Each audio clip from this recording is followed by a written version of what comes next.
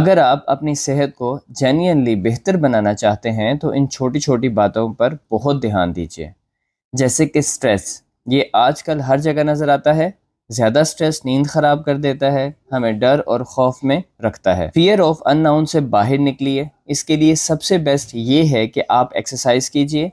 Regular exercise से आप अपने जिस्म में जमा हुए स्ट्रेस हार्मोन कॉर्टिसोल और एड्रेनालिन को बर्न कर सकते हैं। एसेंशियल न्यूट्रिएंट तीन बहुत अहम चीज़ें हैं, जिनमें विटामिन डी आपकी जीन्स की फंक्शनिंग के लिए, मैग्नीशियम हार्ट हेल्थ के लिए और जिंक एनर्जी प्रोडक्शन के लिए, ये तीनों साथ मिलकर काम करते हैं। हेल्थी फैट्स और कोलेस्ट्रॉल जैसे कि मक्खन और एनिमल फैट से डरना नहीं चाहिए। ये हार्मोन्स और ब्रेन फंक्शन के लिए बहुत ज़रूरी होते हैं। और आखिर में डायबिटीज़ रिमाइंडर, शुगर को बढ़ने से रोकना है तो कार्ब्स को कंट्रोल करना होगा। कीटो डाइट और इंटरमिटेंट फास्टिंग आपके इंसुलिन लेवल को बैलेंस करने में मदद करेगी। इन सब बातों को नोट कर लें।